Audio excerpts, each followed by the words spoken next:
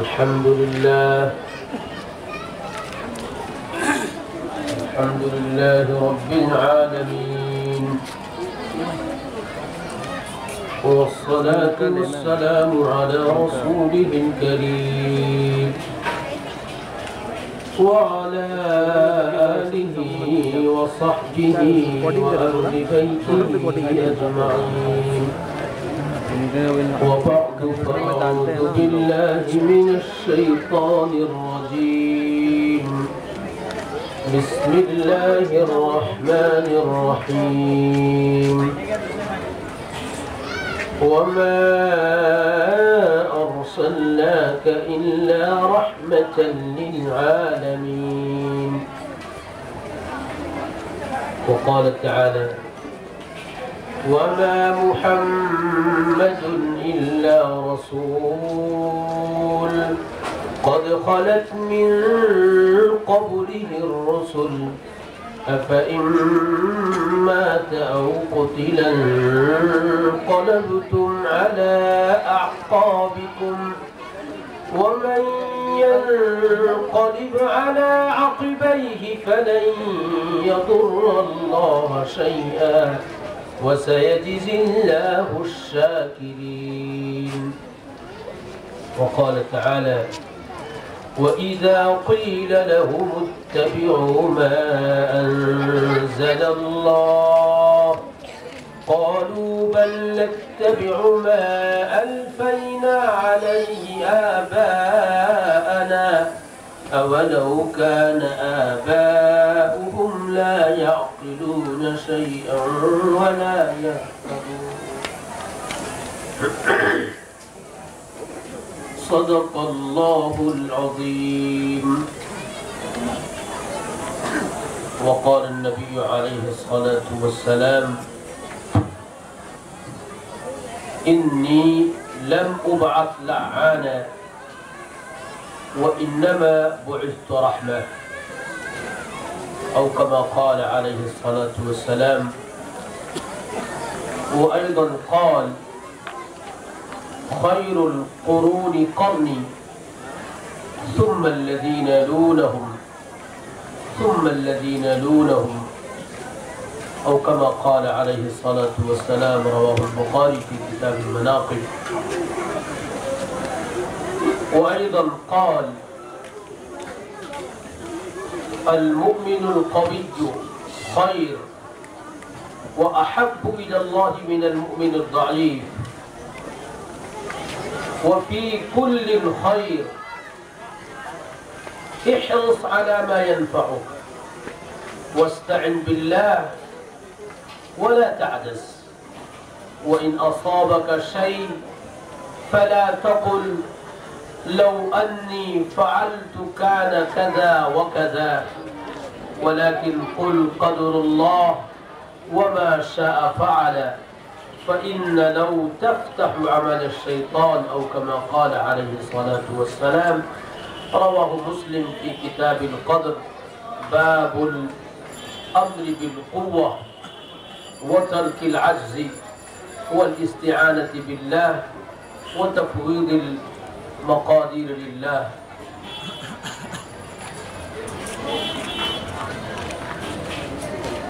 Stage پہ تشریف فرما معزز علماء کرام اور دیگر سامعین کرام،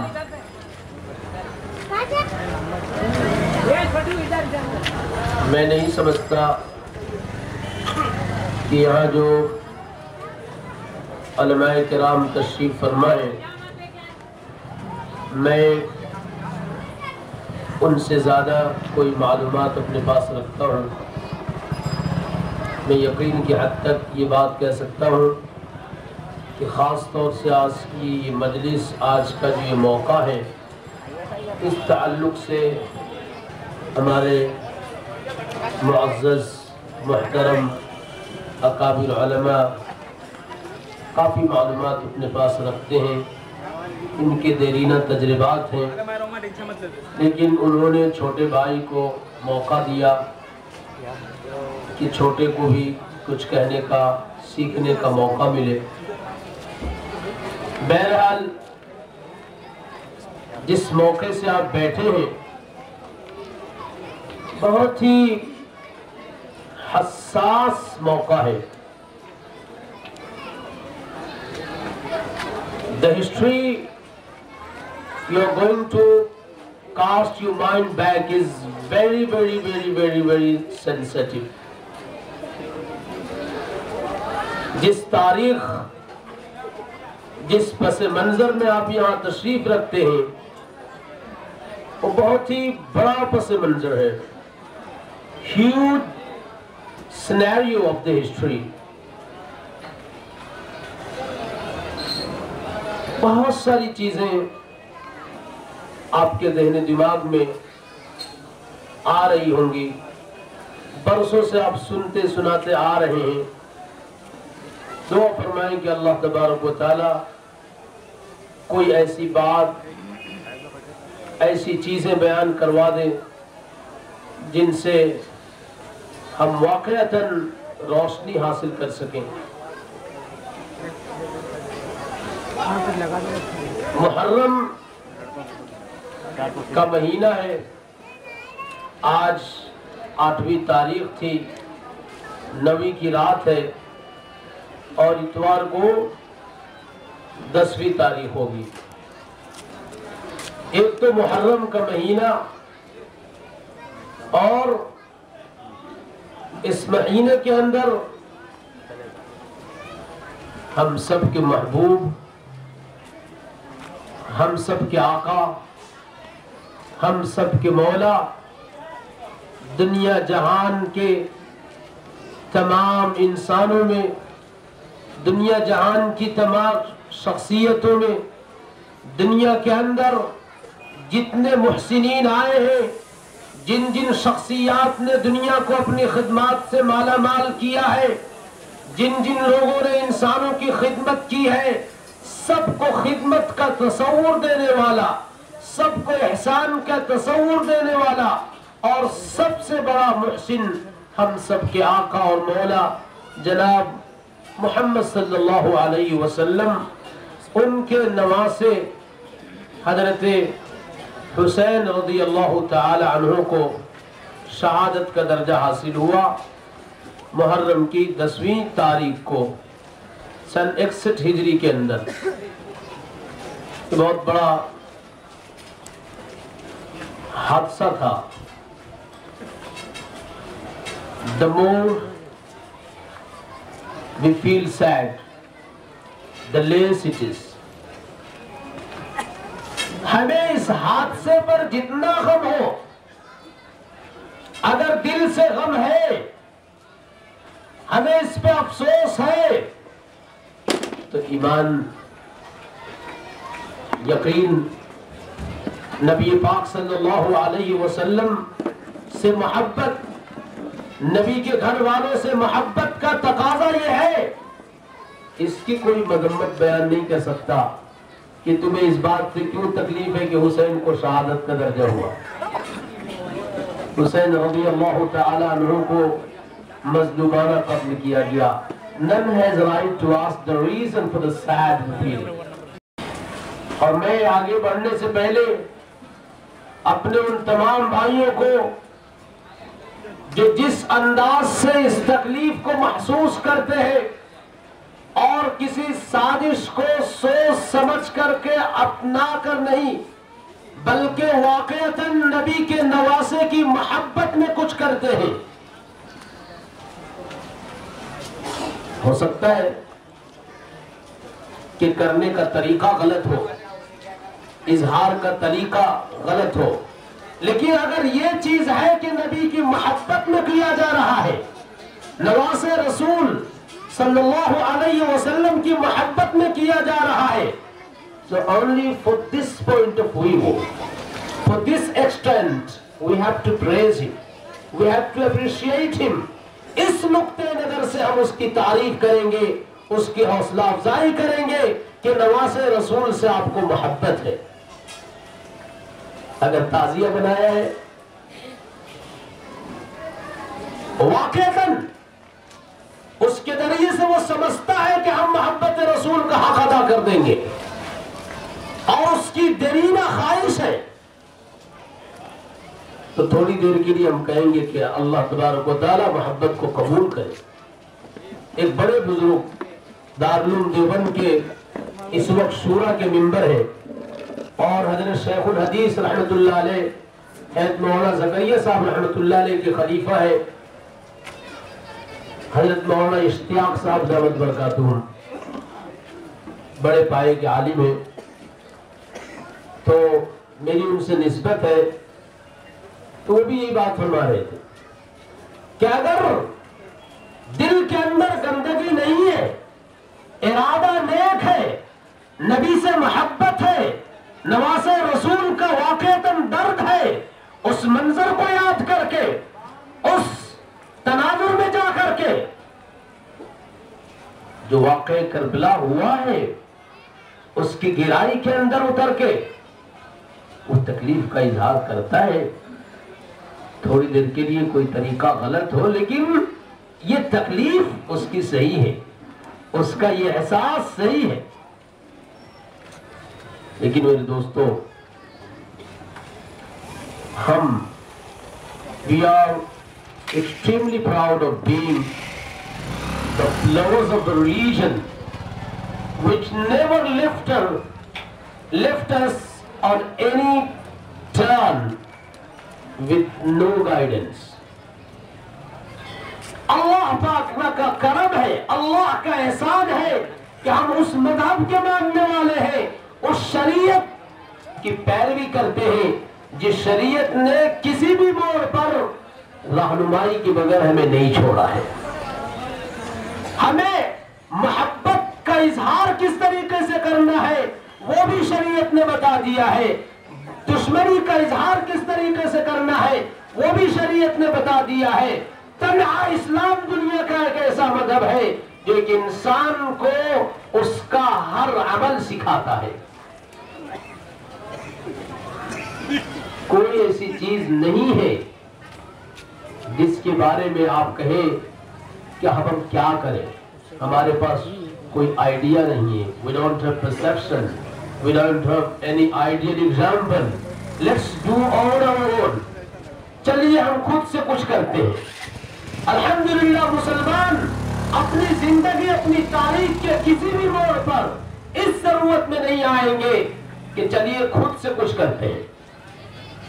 جو کچھ کرنا ہوگا اللہ پاک نے اپنی کتاب کے اندر، نبی پاک علیہ السلام کی احادیث مبارکہ کے اندر، صحابہ کی زندگی کے اندر، تابعین کی زندگی کے اندر، محدثین کی زندگی کے اندر، ائمہ رحمہم اللہ کی زندگی کے اندر اس کی مثال موجود ہوگی، اور ہمیں پریشان ہونے کی ضرورت نہیں ہے۔ تو سب سے پہلے تو میں مبارکباد دوں گا کہ ہم نبی سے محبت کرنے والے ہیں۔ ہم نبی کے نواسے پہ جو کچھ ہوا، جو کچھ گزرا، جو گستاخی ہوئی، جو زیادتی ہوئی، ہم سب لاکھوں لاکھ بار، کروڑ بار اس سے بیزاری کا اظہار کرتے ہیں اور قیامت تک کرتے رہیں گے۔ ہم اس تکلیف کا آج بھی احساس کرتے ہیں، قیامت تک ہماری نسلیں احساس کرتی رہیں گی۔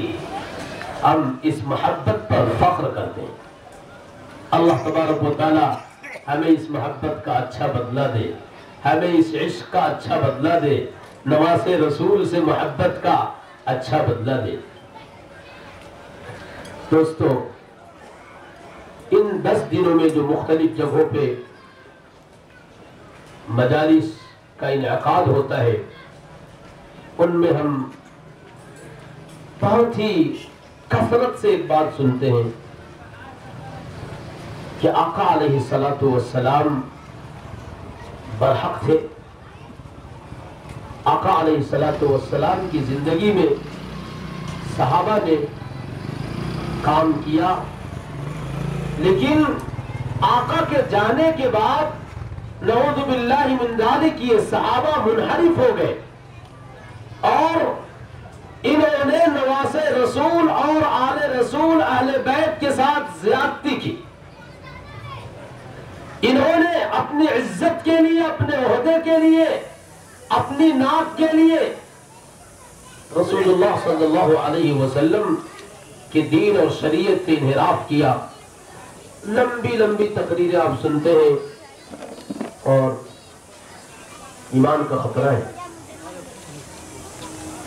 سب سے پہلی بات جو اس موقع پہ سمجھنی ہے وہ یہ ہے کہ اگر خدا نہ خواستہ آقا علیہ السلام کے بعد آقا کے صحابہ اور وہ بھی ابو بکر، عمر، عثمان اور وہ لوگ جن کو آقا علیہ السلام نے فرمایا تھا کہ انت فی الجنہ، عثمان انت فی الجنہ، ابو بکر انت فی الجنہ، عبد الرحمن انت فی الجنہ، آپ صلی اللہ علیہ وسلم نے نام لے لے کر کے کہا تھا کہ تمہارے لیے جنت کی گارنٹی ہے. اگر وہ لوگ نعوذ باللہ من ذالک آپ صلی اللہ علیہ وسلم کے پردہ فرما جانے کے بعد آپ کی شریعت سے منحرف ہو گئے تو کیا مطلب ہوتا ہے؟ یہ جنت کی جو خوشخبری آپ صلی اللہ علیہ وسلم نے سنائی تھی، آپ کی اس خوشخبری کی کیا حیثیت رہ جاتی؟ کیا سمجھیں گے؟ نعوذ باللہ من ذالک نبی نے ایسا کچھ کہہ دیا جو آپ کو کہنا نہیں چاہیے تھا. نعوذ باللہ من ذالک نبی صلی اللہ علیہ وسلم نے اپنی زبان سے جو کچھ کہا ہے، اللہ پاک اعلان کرتے ہیں سورہ نجم کے اندر کہ آپ اپنی زبان سے جو کچھ کہتے ہیں وہ سب وحی کا حصہ ہے. اگر آپ کے نبی نے، ہمارے اور آپ کے آقا اور مولا نے جن صحابہ کو اور تمام صحابہ کو جنت کی خوشخبری دی ہے تو براہ راست وہ اللہ کی طرف سے خوشخبری ہے. اور قرآن کریم کے اندر اللہ پاک نے بارہا کہا کہ ہم ان سے راضی ہو گئے، ہمیشہ کے لیے راضی ہو گئے ہیں. تو اب ان کے انحراف کی کوئی شکل نہیں. اور آپ بتائیں، اگر صحابہ نعوذ باللہ من ذالک منحرف ہو گئے تو پھر آپ کے پاس یہ دین کہاں سے آیا؟ کیسے ہیں؟ کیا جبرائیل ہمارے پاس آئے؟ کن کے پاس آئے تو جبرائیل آئے؟ یا کسی دوسرے کو ہم نبی مانتے ہیں؟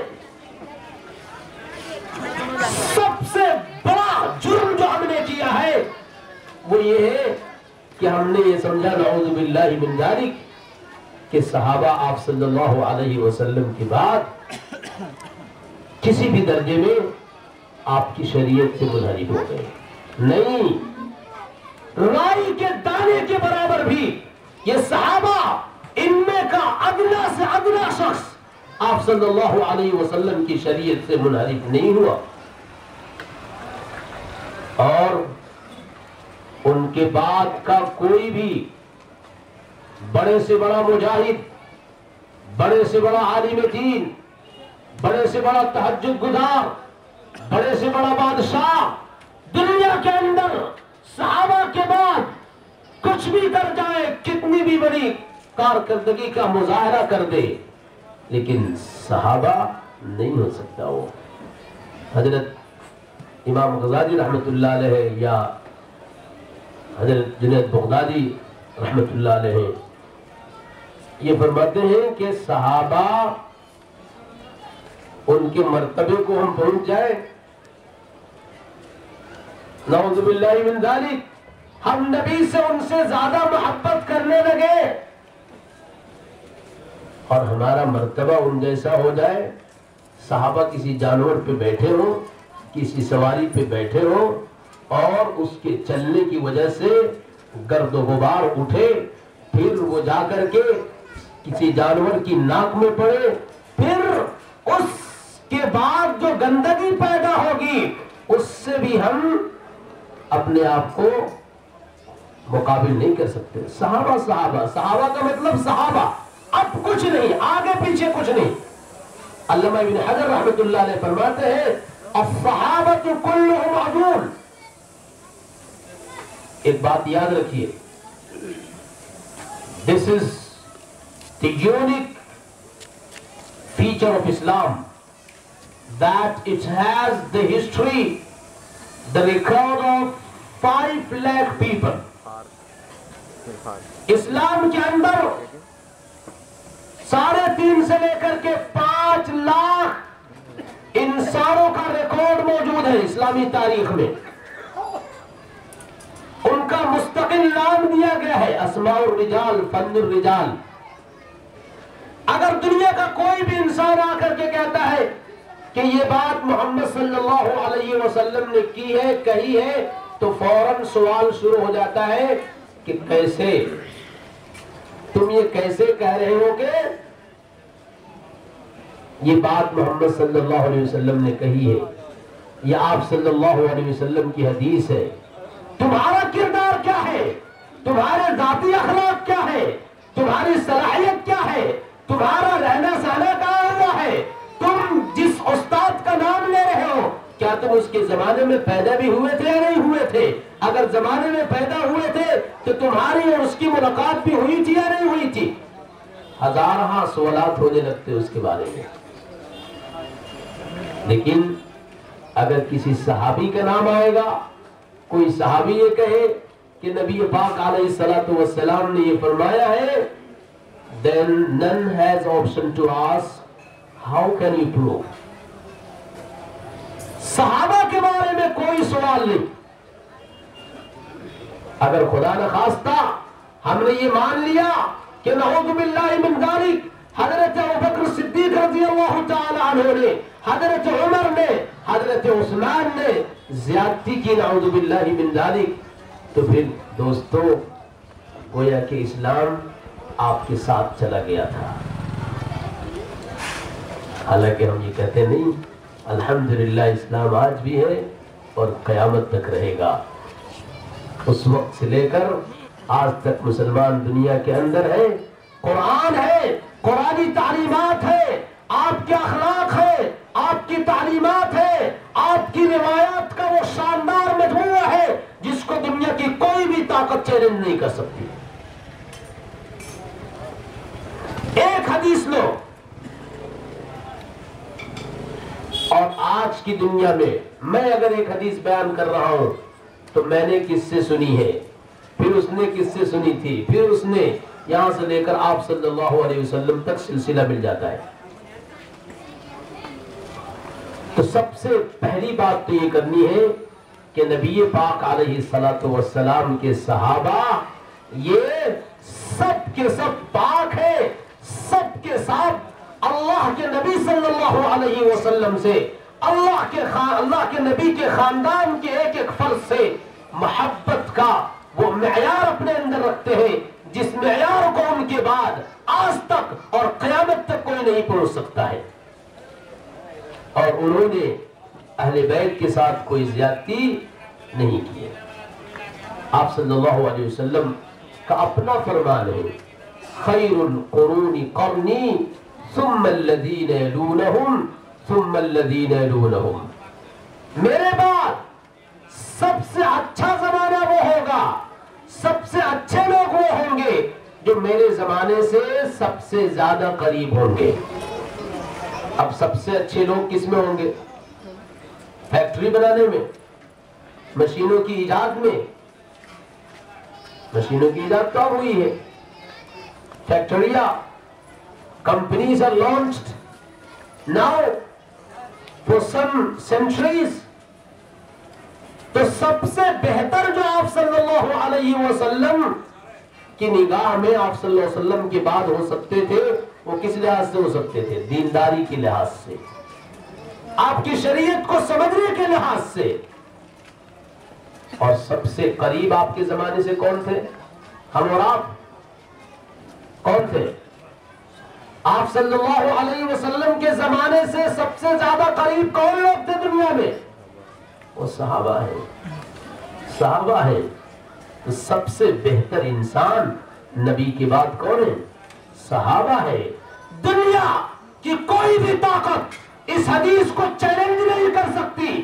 بخاری شریف کی حدیث ہے، آقا کی حدیث بخاری شریف نے، امام بخاری نے اس وقت بیان کی ہے جہاں پہ مناقب کا بیان کیا گیا ہے، صحابہ کے فضائل کو، their virtues کو، their honors کو جن کوالٹیز کو بیان کیا گیا ہے اس میں آپ نے اپنی زبان سے یہ بات فرمائی ہے وَخَيْرُ الْقُرُونِ قَرْنِي ثُمَّ الَّذِينَ يَلُونَهُمْ ثُمَّ الَّذِينَ يَلُونَهُمْ، اس کے بعد جس طریقے سے زمانہ گزرتا جائے گا، مجھ سے جس طریقے سے دوری بڑھتی جائے گی، اسی اعتبار سے لوگوں کے درجات کم ہوتے جائیں گے۔ تو فرسٹ گریڈ جو ہے، پہلا درجہ صحابہ کا ہے، اس میں ہمیں کسی طرح کے کسی بھی ہزار crore millions of pieces, millions of degrees اگر بنائے جائیں تو اس میں ایک ڈگری شک کی گنجائش نہیں ہونی چاہیے، گویا کہ ہماری کوئی بنیاد نہیں رہے گی، ہم سب کے سب نبی بن جائیں گے نعوذ باللہ من ذالک۔ اور کیسے نبی بن جائیں گے؟ جہنمی نبی بن جائیں گے۔ نبی بننے کا مطلب آپ کے بعد اگر کوئی نبی بنے گا تو اس کا مطلب کیا ہوگا؟ وہ سیدھے جہنم میں جائے گا۔ اور اگر اس کو کسی نے، علامہ حضرت امام حنیفہ رحمۃ اللہ علیہ کا مسلک یہ ہے کہ اگر کسی نے کسی نبوت کے دعویٰ کرنے والے سے یہ پوچھ دیا کہ آپ دلیل دیجئے تو بھی کام سے گیا۔ آپ کہیں گے دلیل مانگ لیے تو کیا برا کیا؟ دلیل مانگ کر تم نے اپنا ناس پیٹ دیا۔ تمہارے دلیل مانگنے کا مطلب کیا ہے؟ تم کو تو پہلے سے معلوم ہے کہ نبی کے بعد کوئی نبی نہیں ہے، پھر دلیل کس چیز کی مانگ رہے؟ بلا دلیل تم مردود ہو۔ تو پہلی بات تو یہ سمجھنی ہے کہ آقا علیہ الصلوۃ والسلام کے جتنے صحابہ تھے اور خاص طور سے خلفائے اربعہ، یہ نبی پاک علیہ الصلوۃ والسلام کی جو خوشخبریاں ہیں، جو بشارتیں ہیں، جو دعائیں ان کے لیے نکلی ہیں، وہ سب کے سب 100% ان دعاؤں کے، ان درجات کے مستحق ہے۔ دوسری بات کہ حضرت حسین رضی اللہ تعالی عنہ کا یہ المناک واقعہ پیش آیا اور آپ رضی اللہ تعالی عنہ کو شہادت نصیب ہوئی۔ کروڑ ہا crore, millions and millions of mercies and peace may be on حضرت حسین رضی اللہ تعالی عنہ and on all the martyrs۔ جتنے شہداء ہیں سب کے لیے بھی اسی وقت آپ دعا کریں کہ اللہ تبارک و تعالی سب کے درجات کو بلند فرمائے۔ حضرت رضی اللہ تعالی عنہ کی شہادت ہوئی، ہم سب اس کے لیے دکھی ہیں اور ہمیں اس کا احساس ہے، ہمیں اس کا اظہار کرنا ہے، لیکن ہم کچھ ایسا نہیں کر سکتے جس سے ہم یہ ثابت کرنے کی کوشش کریں کہ ہم ان سے زیادہ محبت کرتے ہیں، اور خود ان کے گھر والے اور ان کے زمانے میں موجود صحابہ محبت کا وہ درجہ پیش نہیں کر سکتے۔ حضرت رضی اللہ تعالی عنہ کو جب یزیدی فوج نے شہید کر دیا، یزید کا اتنا جرم کسی بھی طرح سے معاف نہیں کیا جا سکتا کہ کم سے کم اس کو ایک بادشاہ ہونے کے ناطے، ایک حاکم وقت ہونے کے ناطے جس حساسیت کا، جس چستی کا اظہار کرنا چاہیے تھا وہ اس نے نہیں کیا۔ کچھ لوگ کہتے ہیں کہ اس نے قتل نہیں کیا، قتل تو اس کی فوج کے لوگوں نے کیا، لیکن اس نے کیا کردار ادا کیا بچانے کے لیے؟ نواز رسول کے تحفظ کے لیے اس نے کیا کوششیں کی؟ یہ اس نے بالکل نہیں کیا۔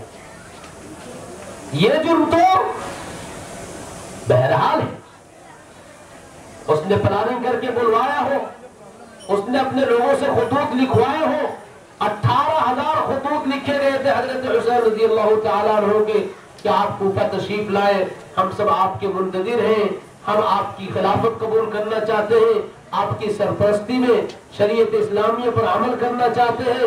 صحابہ کرام میں بڑے بڑے لوگ موجود ہیں مدینے کے اندر، سب ناراض ہو رہے، سب تکلیف کا اظہار کر رہے کہ نہ جائیں، حالات اچھے نہیں ہیں، لوگ اچھے نہیں ہیں، ان کی بے ایمانی کا، غداری کا جو ہو چکا ہے، آپ نہ جائیں۔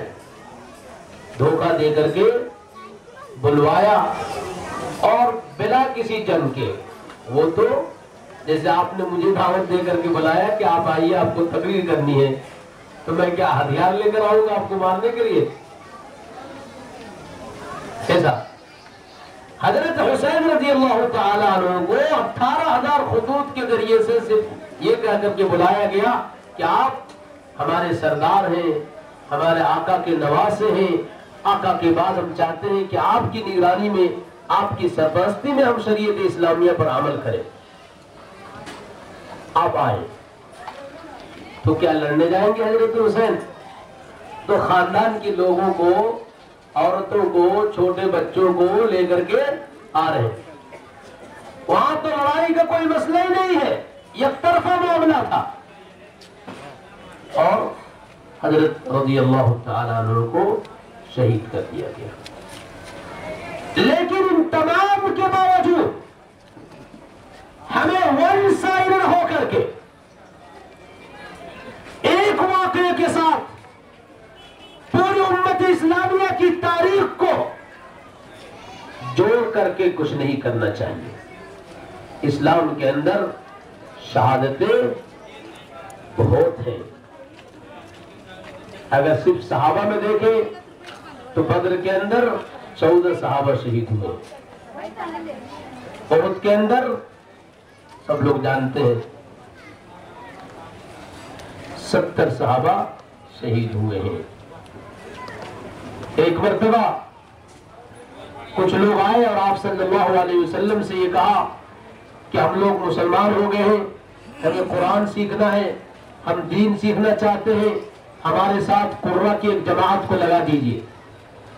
آپ صلی اللہ علیہ وسلم نے اپنے 10 صحابہ کو بھیج دیا ان کے ساتھ، اور جب یہ گئے تو راستے میں یہ لوگ دوسرے قبیلے والوں کو لے کر کے صحابہ پر حملہ کر دیا، اور اس قدر تکلیف دے کر کے ان تمام صحابہ کو شہید کیا۔ آپ بخاری شریف کا مطالعہ کریں، وہ مستقل ایک موضوع ہے۔ حضرت حمزہ رضی اللہ تعالی عنہ کی شہادت، جنہیں سید الشہداء،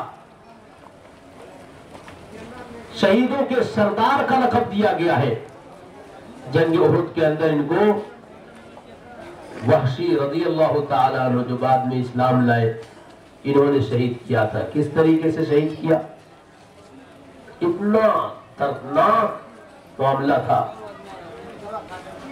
ہندہ جو ابو سفیان رضی اللہ عنہ کی بیوی تھی، آخر تک فتح مکہ سے پہلے تک جتنی جنگیں ہوئی ہیں، اسلام کے خلاف جتنی معرکہ آرائیاں ہوئی ہیں، سب کی نگرانی ابو سفیان نے کی۔ آخر تک آپ کے پیچھے لگے رہے۔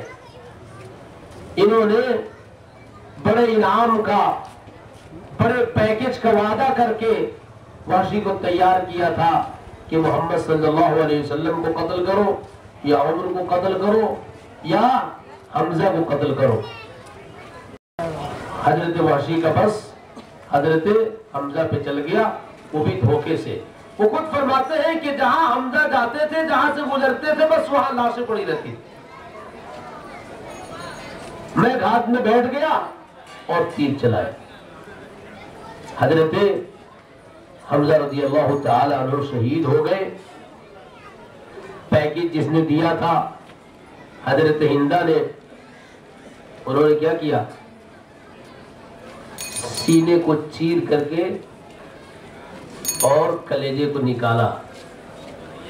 نکالنے کے بعد اسے چبایا، لیکن نگل نہ سکے۔ دونوں کان کاٹے اور ناک کاٹی، اور کنگن جو بنایا جاتا ہے وہ اور گلے کے ہار کے طور پہ اس کو استعمال کیا۔ آپ صلی اللہ علیہ وسلم کی جب نظر پڑی حضرت حمزہ رضی اللہ تعالیٰ عنہ کی شہادت کے بعد جسم پر، آپ صلی اللہ علیہ وسلم فرماتے ہیں کہ اتنی تکلیف مجھے کبھی نہیں ہوئی۔ فتح مکہ کے موقع پر جن 15 لوگوں کے بارے میں یہ اعلان تھا کہ انہیں معاف نہیں کیا جائے گا، ان کا قتل کیا جائے گا، ان میں سے ایک یہ قاتل وحشی بھی تھے جنہوں نے حضرت حمزہ رضی اللہ تعالیٰ عنہ کو شہید کیا تھا۔ اب یہ آئے، لوگوں نے تسلی دی، بتلایا کہ نبی پاک صلی اللہ علیہ وسلم رحمت عالم ہے، معاف کر دیں گے۔ ایمان قبول کرنے کی غرض سے اس اعلان کے بعد بھی، بھاگنے کے بعد پھر آئے۔ آپ صلی اللہ علیہ وسلم نے پوچھا کہ کیا تم وحشی ہو؟ ان کا نام وحشی ابن حرب ہے۔ انہوں نے کہا ہاں۔ کیا تم نے حمزہ کا قتل کیا ہے؟ انہوں نے کہا ہاں۔ آپ صلی اللہ علیہ وسلم نے جو جملہ فرمایا ہے، ایک طرف تو اس جملے سے آپ صلی اللہ علیہ وسلم کو کس قدر درد تھا، کس قدر آپ تکلیف محسوس کرتے تھے اپنے چچا جان کی شہادت سے، اس کا پتہ چلتا ہے۔ دوسری طرف یہ پتہ چلتا ہے کہ آپ صلی اللہ علیہ وسلم اخلاق کے اعلیٰ معیار پر پہنچے ہوئے تھے، رحمت کے سراپا پہ کر تھے۔ اللہ پاک نے جو آپ کو رحمت للعالمین قرار دیا ہے، جتنے معانی ہو سکتے ہیں اس کے، جتنے مطالب ہو سکتے ہیں، سب کے آپ جامع تھے۔ آپ نے حضرت وحشی سے کہا کہ کیا تم اپنے چہرے کو مجھ سے الگ رکھ سکتے ہو؟ کیونکہ اگر تم میرے سامنے آؤ گے تو مجھے چچا جان یاد آئے۔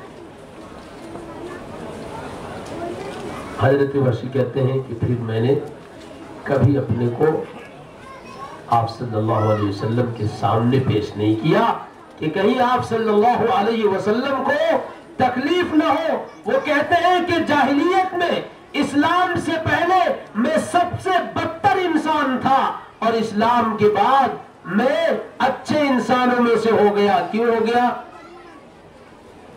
جو جرم کیا تھا حضرت حمزہ کے قتل کا، اس کی تلافی میں انہوں نے کس کو قتل کیا؟ ایک نبوت کے دعوے دار مسیلمہ ابن کذاب کو، مسیلمہ کذاب کو انہوں نے قتل کیا، اور اسی ہتھیار سے قتل کیا جس سے حضرت حمزہ رضی اللہ تعالیٰ عنہ کو شہید کیا تھا۔ حضرت عثمان کی شہادت کس قدر مظلومانہ شہادت ہے۔ پانی بند کر دیا گیا، پابندی لگا دی گئی، کوئی مل نہیں سکتا، کوئی خوراک نہیں پہنچا سکتا، 40 دنوں تک انحصار ہے، محصور کر دیے گئے ہیں۔ قرآن کریم پڑھ رہے ہیں، قرآن کریم کھلا ہوا ہے، بیوی بچانے کی کوشش کر رہی ہے، ان کا ہاتھ کاٹ دیا گیا، پھر اس کے بعد حملہ ہوا، قرآن کریم پر خون کے قطرے گرے۔ شہادت کا ایک سلسلہ ہے، شہادت کا ایک سلسلہ ہے، اور اللہ تبارک و تعالیٰ نے جن لوگوں کو بھی اس سلسلے سے جوڑا ہے، یقیناً بڑی شخصیات ہے، اللہ نے ان کو قبول کیا ہے، وہ مر کر بھی زندہ ہے۔ قرآن کریم نے 2 جگہوں پہ اعلان کیا ہے کہ تم شہیدوں کو مردہ مت سمجھو، وہ زندہ ہے لیکن تم سمجھتے نہیں ہو، وہ زندہ ہے، زندہ رہیں گے۔ حضرت حسین زندہ تھے، ان کی تاریخ زندہ تھی، آج بھی ہے، اور قیامت تک ان کی تاریخ زندہ رہے گی۔ ہمیں اور آپ کو کیا کرنا ہے؟ ہمیں اور آپ کو بس وہی کرنا ہے جس کی تعلیم ہمیں ان شہداء کی تعلیم سے ملتی ہے، ان کی زندگی سے ملتی ہے۔ آپ صلی اللہ علیہ وسلم کے بارے میں جنگ احد کے اندر یہ مشہور کر دیا گیا کہ نعوذ باللہ من ذالک آپ کا قتل ہو گیا، آپ شہید کر دیے گئے۔ کچھ منافقوں نے کہا کہ بھائی محمد صلی اللہ علیہ وسلم کے لیے تو لڑائی ہو رہی تھی، ان کی وجہ سے یہ سب پاپڑ بیلنے پڑ رہے تھے، یہ جنگیں ہو رہی تھیں، اب محمد نہ رہیں تو یہ جنگیں کاہے کے لیے، یہ سارے مسئلے ختم کرو۔ کچھ لوگوں نے آواز لگائی کہ اب محمد گئے تو اسلام گیا، اب چلو اپنے پہلے والے دین پر عمل کرتے۔ آپ صلی اللہ علیہ وسلم کی وفات کی افواہ پھیلا کر کے، غلط خبر پھیلا کر کے منافقین نے، ایمان کے دشمنوں نے، اسلام کے دشمنوں نے، سچائی کے دشمنوں نے فائدہ اٹھانا چاہا کہ جتنے ہیں سب کو پھر سے مرتد کر دیتے ہیں۔ قرآن کریم کی آیت نازل ہو گئی جو میں نے پڑھی ہے، سورہ آل عمران کی آیتیں ہیں۔ اللہ پاک نے فرمایا وَمَا مُحَمَّدٌ إِلَّا رَسُولٌ قَدْ خَلَتْ مِن قَبْلِهِ الرُّسُلُ أَفَإِن مَّاتَ أَوْ قُتِلَ انقَلَبْتُمْ عَلَىٰ أَعْقَابِكُمْ وَمَن يَنقَلِبْ عَلَىٰ عَقِبَيْهِ فَلَن يَضُرَّ اللَّهَ شَيْئًا وَسَيَجْزِي اللَّهُ الشَّاكِرِينَ۔ محمد صلی اللہ علیہ وسلم اللہ کے پیغمبر تھے۔ جو عربک کا گرامر یوز کیا گیا ہے اس سے ایمفیسس ہوتی ہے، محمد was nothing but a messenger۔ محمد صلی اللہ علیہ وسلم پیغمبر تھے، ان کو اللہ پاک نے مبعوث کیا تھا تاکہ اللہ کا پیغام اللہ کے بندوں تک پہنچا دیا جائے۔ اگر بالفرض مان لو کہ محمد صلی اللہ علیہ وسلم نہیں رہے، ان کا انتقال ہو گیا، وہ پردہ فرما گئے، یا دشمن کے بقول ان کا قتل ہو گیا، اس کا مطلب کیا ہوتا ہے کہ تم ہمت ہار دو، تم پھر اپنے پچھلے دین پر آ جاؤ۔ تو سن لو وَمَا مُحَمَّدٌ إِلَّا رَسُولٌ قَدْ خَلَتْ مِن قَبْلِهِ الرُّسُلُ۔ محمد صلی اللہ علیہ وسلم دوسرے انبیاء کی طرح، دوسرے پیغمبروں کی طرح ایک پیغمبر تھے۔ جتنے پیغمبر تھے سب جانے کے لیے آئے تھے، اللہ کے علاوہ کسی کی ذات باقی نہیں رہے گی، صرف اور صرف اللہ کی ذات باقی رہے گی۔ موت کا ذریعہ جو کچھ بنے، فطری موت کوئی مرے، مرن کے ذریعے سے مرے، جس طرح کی بھی موت ہو سب کو جانا ہے۔ سارے انبیاء گئے، محمد صلی اللہ علیہ وسلم کی اگر شہادت ہو گئی تو کیا ہوا؟ اسلام نہیں کیا ہے۔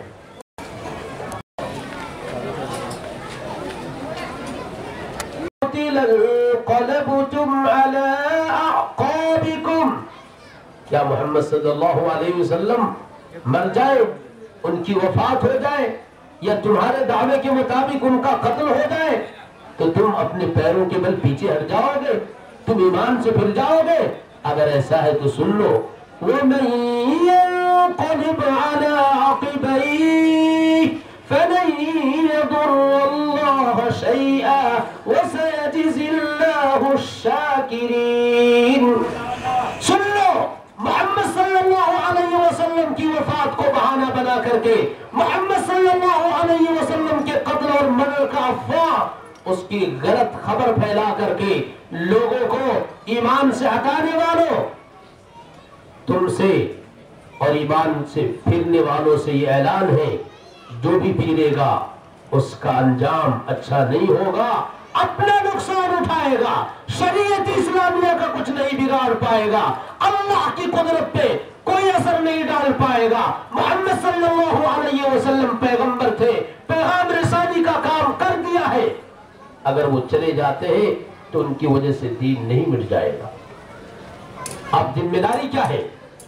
ذمہ داری ہے کہ محمد صلی اللہ علیہ وسلم کے بعد انہوں نے جو کارنامے انہوں نے جو خدمات انجام دی ہے، جو نقوش چھوڑے ہیں، انسانوں کی خدمت کا جو بہترین record, the greatest, the most dynamic record which was set by the Prophet sallallahu alayhi wa sallam in terms of human services, you should continue all these. محمد صلی اللہ علیہ وسلم نے جو کارنامے انجام دیے تھے وہی کارنامے تم کو انجام دینا ہے. چنانچہ جب واقعتاً آپ صلی اللہ علیہ وسلم کا انتقال ہو گیا، آخری جو دن تھا، حضرت ابوبکر صدیق رضی اللہ تعالیٰ عنہ ہمیشہ ساتھ رہتے تھے. صبح کو آپ صلی اللہ علیہ وسلم کی خیریت معلوم کر کے حضرت ابوبکر صدیق رضی اللہ تعالیٰ عنہ اپنی دوسری بیوی کے یہاں جو کچھ دوری پہ رہتی تھی چلے گئے، کیونکہ اطمینان ہو گیا تھا کہ آپ صلی اللہ علیہ وسلم ٹھیک ہے الحمدللہ. لیکن جب ادھر تشریف لے گئے تو ادھر آپ صلی اللہ علیہ وسلم کی وفات ہو گئی. اب مسئلہ کھڑا ہوا، آپ صلی اللہ علیہ وسلم کی وفات. ہمارے دل اس وقت بھی سن کر کے گھبرا رہے ہیں. آپ صلی اللہ علیہ وسلم کی وفات، صحابہ پر سخت طاری ہو گیا. جو جہاں ہے وہی نگران ہو گیا. حضرت علی رو رہے، حضرت عمر رضی اللہ تعالیٰ عنہ جن کی طاقت، جن کی بہادری، جن کی جرأت کے سامنے شیطان اپنے راستے کو بدل دیا کرتا تھا. جس گلی سے حضرت عمر رضی اللہ تعالیٰ عنہ کا گزر ہوتا، شیطان اس گلی کو چھوڑ کر کے دوسری گلی سے جاتا. اتنے بے قرار ہیں، اس قدر نگران ہو گئے کہ تلوار اٹھا لی اور یہ آواز لگائی کہ جس نے کہا کہ محمد صلی اللہ علیہ وسلم کا انتقال ہو گیا ہے اس کی گردن مار دوں گا. ایک دم کھڑے ہیں. حضرت ابوبکر رضی اللہ تعالی عنہ کو علم ہوا کہ آپ صلی اللہ علیہ وسلم پردہ فرما گئے. آپ آئے، ازواج مطہرات کی اجازت لی، آپ صلی اللہ علیہ وسلم کا چہرہ دیکھا اور فرمایا کہ آپ نے بڑی پیاری زندگی گزاری. آپ جب زندہ تھے تب بھی پاکیزہ تھے، جب پردہ فرما گئے تب بھی آپ پاکیزہ ہیں. اس کے بعد حضرت عمر کو دیکھا کہ نڈال ہے اور آواز لگا رہے ہیں کہ جس نے کہا کہ محمد صلی اللہ علیہ وسلم کی وفات ہو گئی اس کی گردن اڑا دوں گا. کہا ایھا الحالف علی رسلک، اے قسم کھا کر کے آواز لگانے والے پیچھے ہٹو. اور کہا ہاں محمد صلی اللہ علیہ وسلم کی وفات ہو گئی ہے. میں اعلان کرتا ہوں محمد صلی اللہ علیہ وسلم کی وفات ہو گئی ہے. اور محمد صلی اللہ علیہ وسلم نبی تھے، وہ چلے گئے. اب تم میں سے جو لوگ محمد صلی اللہ علیہ وسلم کی پرستش کیا کرتے تھے، ان کی پوجا کرتے تھے، ان کا مسئلہ ختم ہو گیا. لیکن جو لوگ اللہ کی پوجا کرتے تھے، اللہ کی عبادت کرتے تھے، اللہ کبھی نہیں مریں گے، اللہ زندہ ہے، زندہ رہیں گے، اللہ کا دین زندہ رہے گا. محمد صلی اللہ علیہ وسلم واقعتاً تشریف لے گئے اور پھر یہ پوری آیت پڑھی. بخاری شریف کے اندر یہ پورا واقعہ بیان کیا گیا ہے. حضرت عائشہ رضی اللہ تعالیٰ عنہ فرماتی ہے، حضرت عمر رضی اللہ تعالیٰ عنہ فرماتے ہیں کہ ایسا لگا کہ پہلی مرتبہ یہ آیت نازل ہوئی ہے. وَمَا مُحَمَّدٌ إِلَّا رَسُولٌ قَدْ خَلَتْ مِن قَبْلِهِ الرُّسُلُ أَفَإِن مَّاتَ أَوْ قُتِلَ انقَلَبْتُمْ عَلَىٰ أَعْقَابِكُمْ وَمَن يَنقَلِبْ عَلَىٰ عَقِبَيْهِ فَلَن يَضُرَّ اللَّهَ شَيْئًا وَسَيَجْزِي اللَّهُ الشَّاكِرِينَ. حضرت ابوبکر صدیق رضی اللہ تعالیٰ عنہ نے اس آیت کی تلاوت فرمائی اور حوالہ دے دیا کہ مسلمانوں تمہیں یقین کیوں نہیں ہو رہا ہے؟ محمد صلی اللہ علیہ وسلم کی حیثیت یہ بتائی گئی ہے اور محمد صلی اللہ علیہ وسلم پردہ فرما چکے ہیں. اس کے بعد حضرت عمر رضی اللہ تعالیٰ عنہ نے سمجھ لیا ہاں واقعہ یہی ہے، آپ صلی اللہ علیہ وسلم پردہ فرما گئے ہیں. اس کے بعد حضرت ابوبکر صدیق رضی اللہ تعالیٰ عنہ نے کیا کیا؟ اب خلافت کا مسئلہ چھڑ گیا، ادھر میٹنگ ہو رہی ہے، ادھر میٹنگ ہو رہی ہے۔ حضرت ابوبکر صدیق رضی اللہ تعالی عنہ نبیوں کے بعد دنیا کے اندر سب سے بابرکت شخصیت ہے، سب سے بڑے محسن ہیں انسانوں کے۔ آپ صلی اللہ علیہ وسلم کی وفات کے بعد حضرت ابوبکر صدیق رضی اللہ تعالیٰ عنہ بیٹھ کر روتے نہیں ہیں، وابلہ نہیں بچا رہے، کیا کر رہے ہیں؟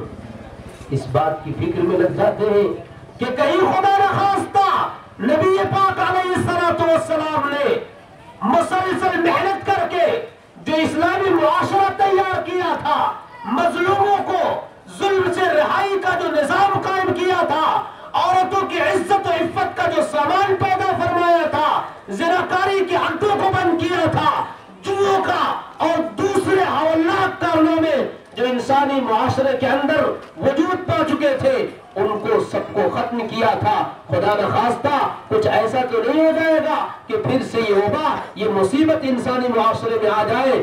اللہ پاک کے نبی پاک صلی اللہ علیہ وسلم نے انسانوں کو جو صالح معاشرہ دیا تھا، اس پر کیسے کنٹرول ہوگا؟ کیسے کوئی چور دروازے سے اس کو ختم نہ کر دے؟ اس کی کیا فکر ہوگی؟ حضرت ابوبکر صدیق رضی اللہ تعالیٰ عنہ نے سب سے پہلے اس کے لیے قدم اٹھایا اور سب سے پہلے خلیفہ کو منتخب کرنے کی فکر کی۔ خود خلیفہ بننے کی فکر نہیں کی تھی، بھول جائیے گا۔ یہ فکر تھی کہ کوئی امیر متعین ہو جائے تاکہ اس کی سرپرستی میں، جس طریقے سے آپ صلی اللہ علیہ وسلم کی زندگی میں اسلام کی وجہ سے پوری دنیا کے اندر امن قائم ہو رہا تھا، عورتوں کو عزت مل رہی تھی، بچوں کو پیار مل رہا تھا، بوڑھوں کو وقار مل رہا تھا، مظلوموں کی رہائی ہو رہی تھی، غلاموں کو آزادی مل رہی تھی، وہ سارا نظام باقی رہے۔ لیکن جس نے فکر کی، اس کی فکر نے خود یہ بتا دیا کہ سب سے زیادہ مستحق آپ ہیں اس کے۔ صحابہ نے کہا کہ جب آپ صلی اللہ علیہ وسلم نہیں رہا کرتے تھے تو آپ ہمارے نماز کے پنجگانہ نمازوں کے امام ہوا کرتے تھے، اب آپ جب چلے گئے تو آپ ہمارے دنیاوی امور کے بھی امام ہوں گے۔ پھر خلافت متعین ہوئی اور حضرت خلیفہ بنائے گئے۔ اس کے بعد آپ صلی اللہ علیہ وسلم کی تدفین کا کام ہوا۔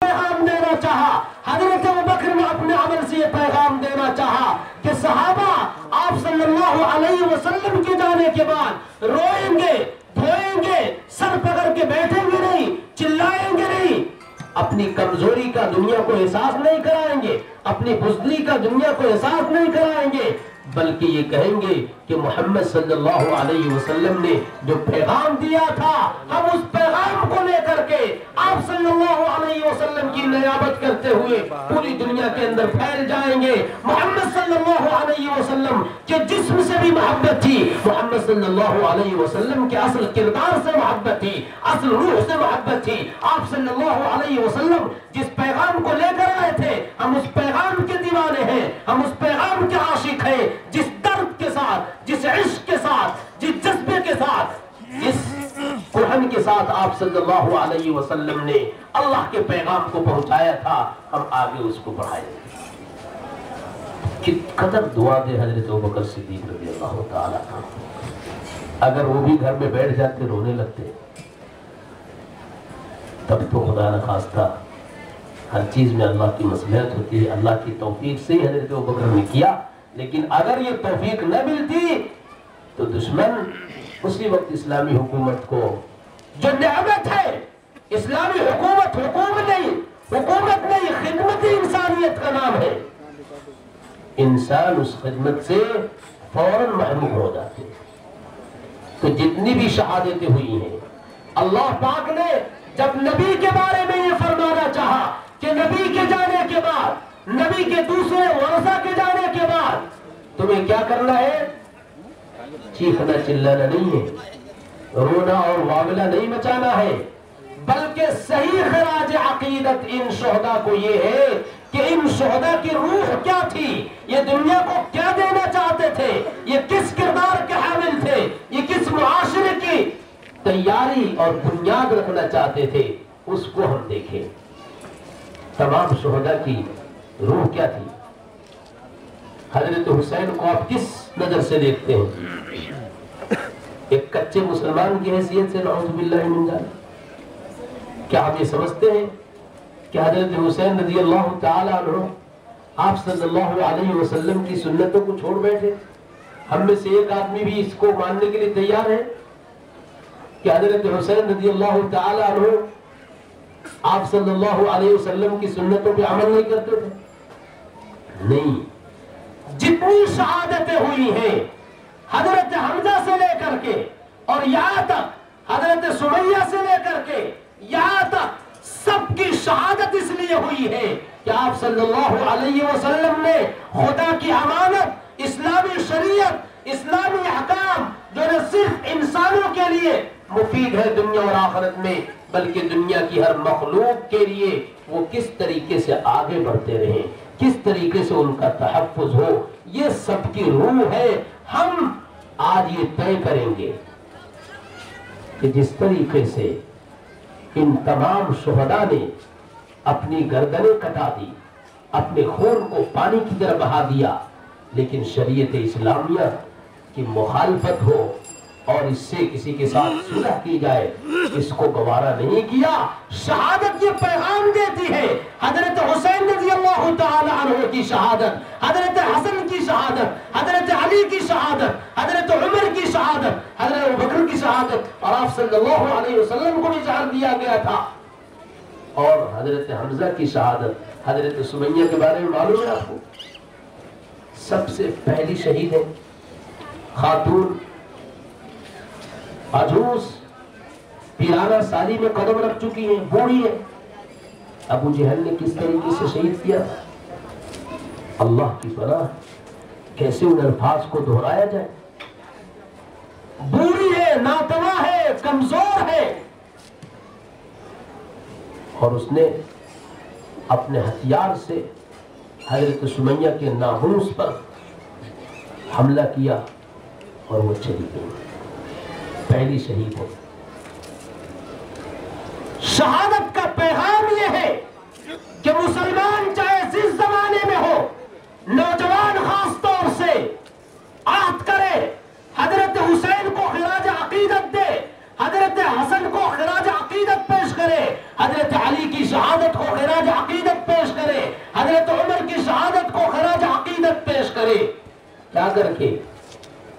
یہ اعلان کر کے کہ جس طریقے سے ان روحوں نے، ان شخصیات نے دین کے کسی بھی مسئلے سے صلح نہیں کی، دین سے رائی کے دانے کے برابر، حبہ برابر بھی انحراف نہیں کیا، چاہے طاقت جیسی بھی ہو، زمانہ جیسا بھی ہو، چیلنجنگ جیسے بھی ہو، لیکن انہوں نے نبی پاک علیہ السلام سے جو پیغام لیا تھا، نبی سے جو سنتیں لی تھی، ان سے وہ ذرا برابر انحراف نہیں کیے۔ ہم شہادت کی ان تاریخوں کو منائیں گے، کس طرح منائیں گے؟ یہ عزم کر کے کہ جس طریقے سے وہ نبی کے متوالے تھے، نبی کی ایک ایک سنت پر مر مٹ گئے، ہم بھی اسی طریقے سے ان کی سنت پر مر مٹ جائیں گے۔ کیا ہم اس کے لیے تیار ہیں؟ کیا ہم اس طریقے سے حضرت حسین کو خراج عقیدت پیش کرنا چاہتے ہیں؟ اگر ہم نے اس طریقے سے پیش کیا تو حضرت حسین رضی اللہ تعالی عنہ کی قبر کو، حضرت حسین کی روح کو ضرور خوشی ہوگی، حضرت حسین کی شہادت میں ہمارا حصہ ہوگا۔ حضرت حسین نے جن کارناموں کو انجام دیا ہے، جن عزائم کے ساتھ شہادت کے پھندے کو قبول کیا تھا، ہم بھی اس میں حصے دار بن جائیں گے۔ زمانہ بدلتا رہے گا۔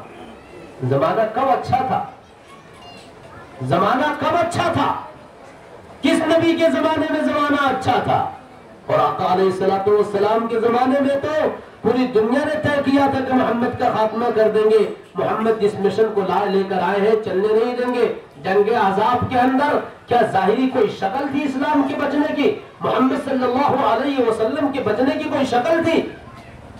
تمام قبائل عرب جمع ہو گئے تھے، کوئی شکل نہیں تھی آپ صلی اللہ علیہ وسلم کی بچنے کی۔ حضرت سلمان فارسی رضی اللہ تعالی عنہ کی تدبیر اور اللہ کی توفیق پہلی مرتبہ تجربہ کیا گیا عرب کے اندر خندق کھودنے کا رواج نہیں تھا. جس جگہ پہ حملہ ہونے والا ہے اس جگہ کے لوگ اپنے شہر سے پہلے اپنی بستی سے پہلے گہرا گڈھا کھود دے کہ سامنے والا آئے تو اس کو پار کرنا مشکل ہو جائے. یہ فارس کا طریقہ تھا. حضرت سلمان فارسی رضی اللہ تعالیٰ عنہ نے آپ صلی اللہ علیہ وسلم کو مشورہ دیا کہ اللہ کے نبی ظاہری کوئی سبب نظر نہیں آ رہا ہے, پورے عرب کے قبائل سب کے سب آپ کے خلاف متحد ہو چکے ہیں, یہ طریقہ ایک ہے. آپ صلی اللہ علیہ وسلم نے خود بھی خندق کھودی, گڈھا کھودا اور صحابہ شریک ہوئے. آپ صلی اللہ علیہ وسلم اپنے ہاتھوں سے پتھروں کو مارتے تھے اور کچھ مقامات وہ آئے, کچھ جگہ ایسی آئی کہ آپ صلی اللہ علیہ وسلم سے ہی وہ جگہ خودی اور آپ صلی اللہ علیہ وسلم اس وقت پڑھتے تھے اللہم لا عیش الا عیش الآخرہ فانصر الانصار والمہاجرہ. اے اللہ, آخرت کی زندگی کے علاوہ کوئی زندگی نہیں ہے اور یہ انصار اور مہاجرین کی مدد کیجیے.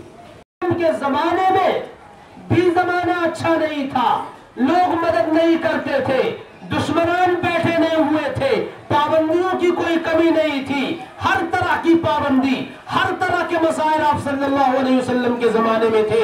آپ صلی اللہ علیہ وسلم فرماتے ہیں کہ جتنا مجھے ستایا گیا, جتنی تکلیفیں آزمائشیں مجھے دی گئی, کسی نبی کو نہیں دی گئی. حالانکہ کسی نبی کو تو پکڑ کر کے سیدھے بیچو بیچ آرے سے چیر دیا گیا. حضرت ابراہیم کو جلانے کے لیے اس قدر آگ دہکائی گئی, اتنی اتنی اتنی اتنی اتنی کہ اس سے پہلے کوئی تاریخ اس کی نہیں ملتی. ایک بوڑھی اگر بیمار پڑتی, ایک عورت بیمار پڑتی تو یہ عزم کرتی کہ اگر میں ٹھیک ہو جاؤں گی تو اس آگ میں اضافہ کروں گی, اس کے لیے لکڑی جمع کروں گی.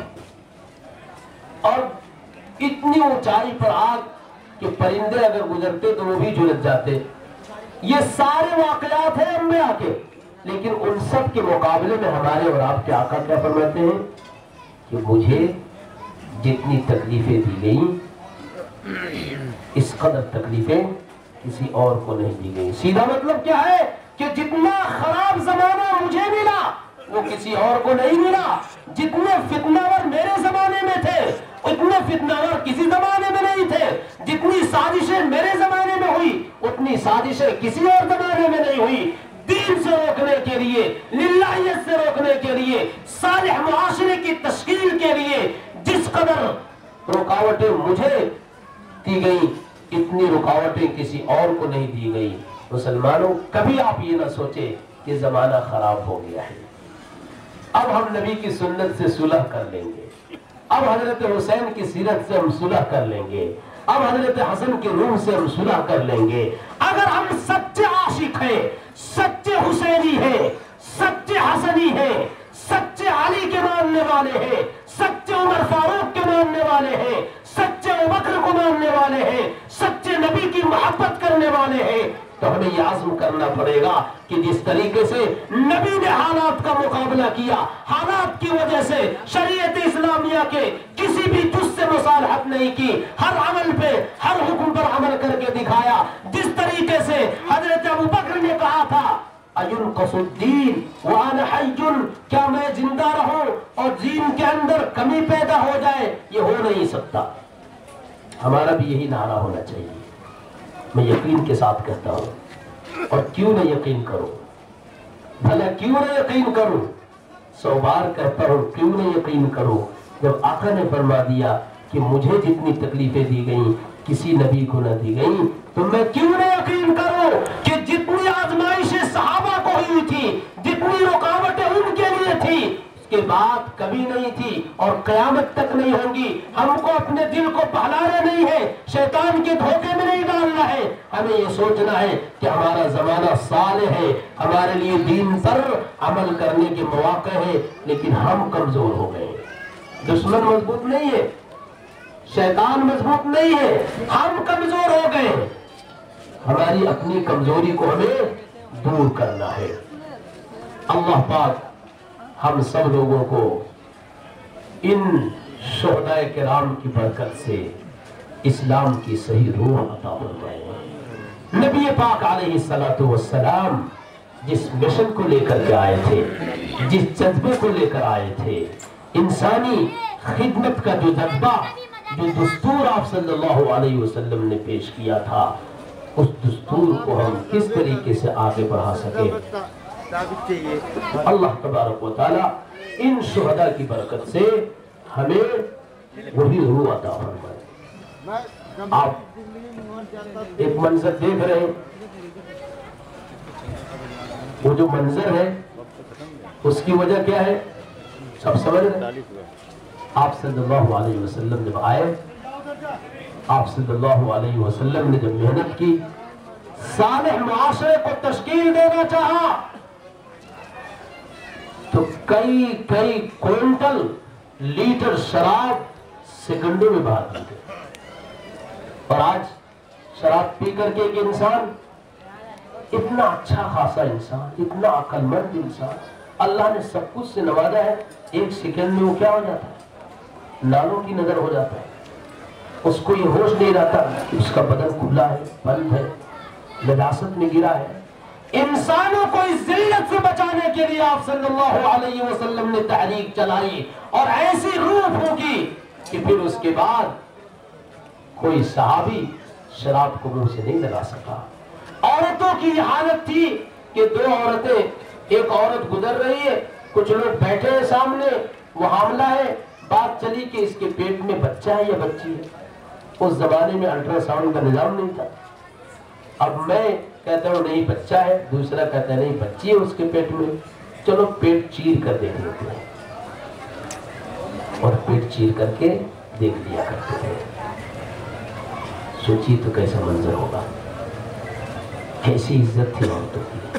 لیکن آقا علیہ السلام جب آئے ہیں تو اس قدر وقار ملا ہے عورتوں کو کہ اگر کوئی کسی عورت پر الزام لگا دے زنا کا، بدکرداری کا، اور اس کو ثابت نہیں کر سکے تو اس کو کوڑے لگائے جائیں گے۔ ہم فخر کے ساتھ کہتے ہیں کہ ہم سب دیوانے ہیں آپ صلی اللہ علیہ وسلم کے، ہم سب دیوانے ہیں اللہ کے نبی کے دیوانوں، حضرت ابوبکر، حضرت عمر، حضرت عثمان، حضرت علی، حضرت حسن، حضرت حسین اور تمام شہداء کے۔ لیکن اس دیوانگی کا ثبوت ہمیں رو کر دھو کر کے نہیں، سال کی ایک تاریخ کے اندر واولہ مچا کر کے نہیں، بلکہ وہ کارنامے انجام دے کر کے دینا پڑے گا جو کارنامے ان دونوں نے دیے تھے۔ ہر حال میں ہمیں خادم قوم بنے، ہم انسانوں کو تباہی سے نکالنے والی قوم بن جائے، اس کی فکر ہو۔ آج میں چاہوں گا خاص کچھ چیزیں، عورتوں کا جو مقام اسلام نے دیا ہے وہ اتنا اعلیٰ ہے کہ اگر آپ یہ کہہ سکتے ہو کہ ایک عورت ایک رانی ہوتی ہے تو آپ کو یہ حق ہے۔ صرف آپ کو حق نہیں ہے، بلکہ جو بھی آپ صلی اللہ علیہ وسلم کے احکام کو، جو حقوق اللہ کے نبی صلی اللہ علیہ وسلم نے تفصیل سے بیان کیے ہیں، اگر کوئی بھی پڑھے گا تو وہ یہی کہے گا۔ لیکن آج کتنی بے عزتی ہو رہی ہے۔ ایک بڑے بزرگ فرماتے ہیں کہ ایک ماچس کی تھلی جو ہوتی ہے، ماچس کا ڈبہ جو ہوتا ہے، وہ ایک اللہ کی بندی کو ننگا کیے بغیر نہیں بکتا ہے، اور ہم بھی اس میں شریک ہو جاتے ہیں۔ ہم اسے دیکھتے ہیں۔ جمعہ کے دن جس کو اللہ پاک نے مبارک بنایا ہے، اس دن میں ہمارے نوجوان فلم دیکھنے جاتے ہیں۔ کیا دیکھتے ہیں فلم میں؟ آپ کو معلوم ہے آپ فلم میں کیا دیکھتے ہیں؟ ایک عورت کو دیکھتے ہیں، ایک مرد کو دیکھتے ہیں۔ ایک مرد خدا نخواستہ ایک عورت کا استحسان کر رہا ہے۔ نبی پاک علیہ السلام کے پاس ایک صحابی آئے، ایک نوجوان صحابی، اور کہا اللہ کے نبی میں زنا کرنا چاہتا ہوں۔ بہت دھڑلے سے آپ صلی اللہ علیہ وسلم سے پوچھنے لگے۔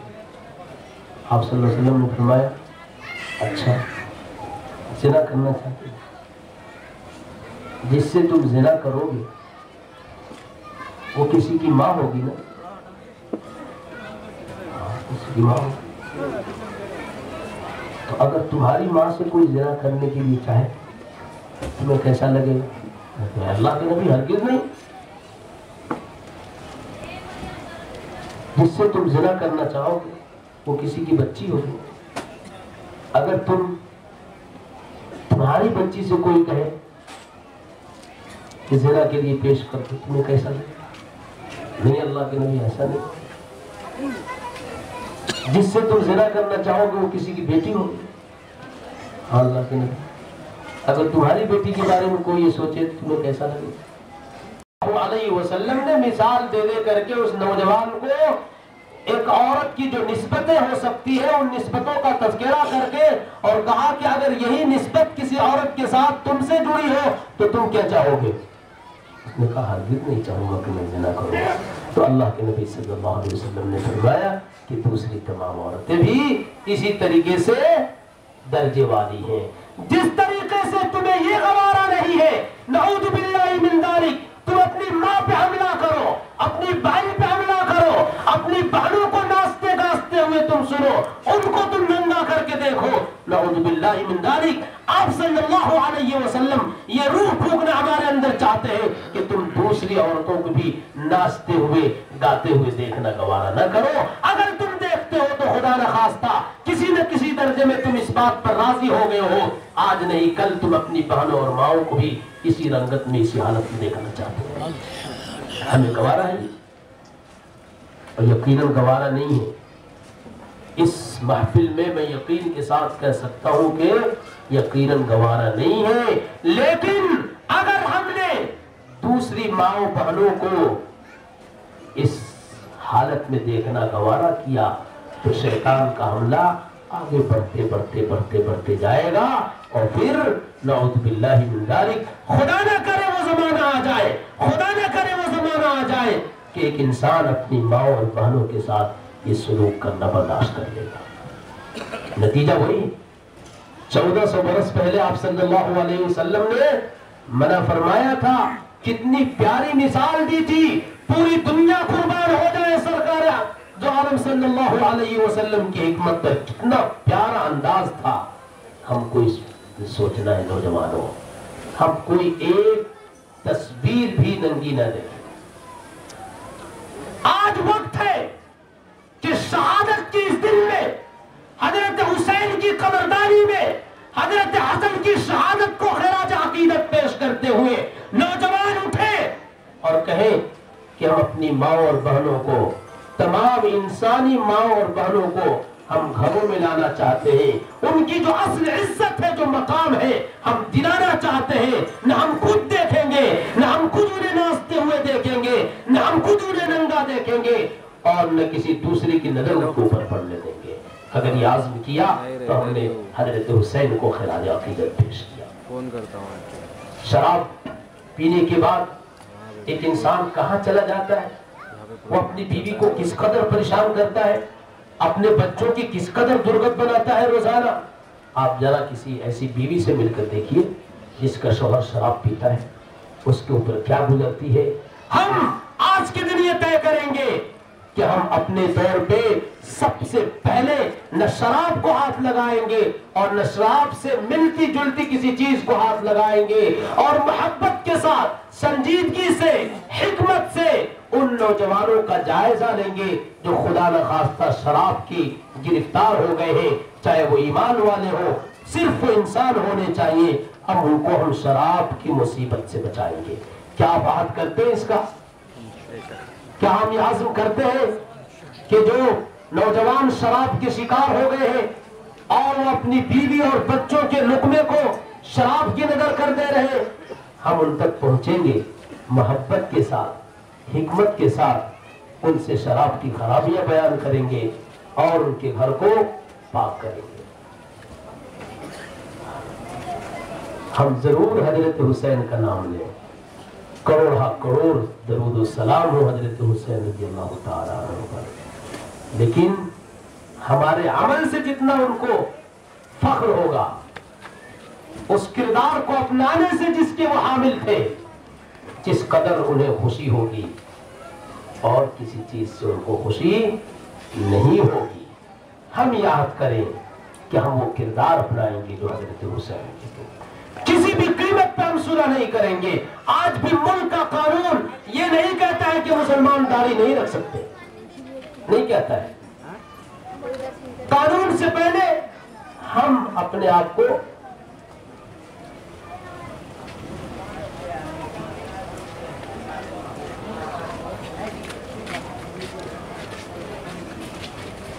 شہادت کا مطلب تو یہی ہے کہ صلح نہیں کریں گے، صلح نہیں کریں گے۔ نبی کی سنت ٹوٹ رہی ہے، نہیں صلح نہیں کریں گے، آگے جو ہو جائے، بس یہی پیغام ہے۔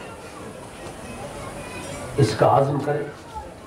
جس طریقے سے حضرت حسین کو اللہ نے قبول کیا تھا لالا جان کے دین کو زندہ کرنے کے لیے، اس کے لیے شہادت پیش کرنے کے لیے، میں یہ سمجھتا ہوں کہ ہمارے ساتھ وہ مسائل نہیں ہے انشاءاللہ، اور نہیں رہیں گے۔ ہمیں صرف اپنے گریبان میں جھانک کر کے دیکھنا ہے کہ ہم کس قدر حضرت حسین کے عمل کے، ان کے اخلاق کے گرویدہ ہیں، ان کے اخلاق کے عاشق ہیں، ان کے عادات کے عاشق ہیں۔ اللہ تبارک و تعالی ہم سب کو نبی پاک علیہ السلام کا سچا عاشق بنائے، نبی کے تمام صحابہ کا عاشق بنائے، خاص طور سے نبی کے نواسوں حضرت حسین، حضرت حسن اور حسین کا عاشق بنائے۔ ایک اعلان ہے نوجوانوں کے تعلق سے، خاص طور سے اس جلسے کے انعقاد میں جن تمام لوگوں نے کوشش کی، ان میں پیش ہمارے حضرت مولانا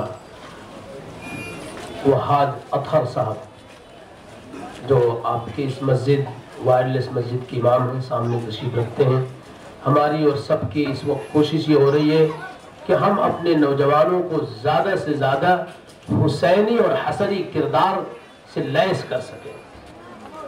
اس شہادت کی تاریخ کے قریب ہم ایک بار پھر یہ اعلان کرتے ہیں کہ ہم نے اپنی اس مسجد میں وائرلیس کے اندر خاص طور سے جمعرات کے دن بعد نماز عشاء نوجوانوں کی تعلیم کا نظم کیا گیا ہے۔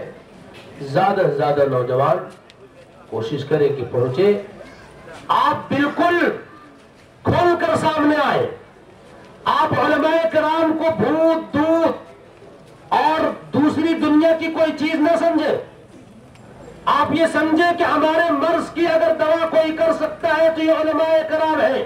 جس طریقے سے چھوٹے بچے اپنی ماں کو، اپنے باپ کو چیزوں کو زبردستی بتاتے ہیں، اپنے مطالبات رکھتے ہیں، اپنی ضد کرتے ہیں، اسی طریقے سے آپ نوجوانوں سے میری درخواست ہے کہ آپ علماء کرام کے پاس، اپنے ائمہ کے پاس جائیں، ان سے بتائیں کہ ہمارے یہ مسائل ہیں، ہمارا دماغ یہ کہتا ہے، ہم یہ چاہتے ہیں، آپ کیا حل پیش کرتے ہیں۔ جس طریقے سے اس نوجوان سے آپ صلی اللہ علیہ وسلم نے حکمت کے ساتھ اس کی بات سنی تھی، اس نے زنا کا مطالبہ کیا تھا کہ اسلام تو لائی ہے لیکن زنا کرنے کی اجازت دے دیجئے۔ اس کا دل بھی صاف تھا، وہ بھی نوجوان تھا، اور آپ صلی اللہ علیہ وسلم حکیم تھے، بڑے عالم دین حضرت مفتی تقی عثمانی صاحب جو international personality of the world ہے، انہوں نے اس چیز کو ایک پوری کتاب لکھی ہے کہ معلم کو کیسے ہونا چاہیے، اس میں یہ تذکرہ کیا ہے، اس حدیث کا حوالہ دیا ہے۔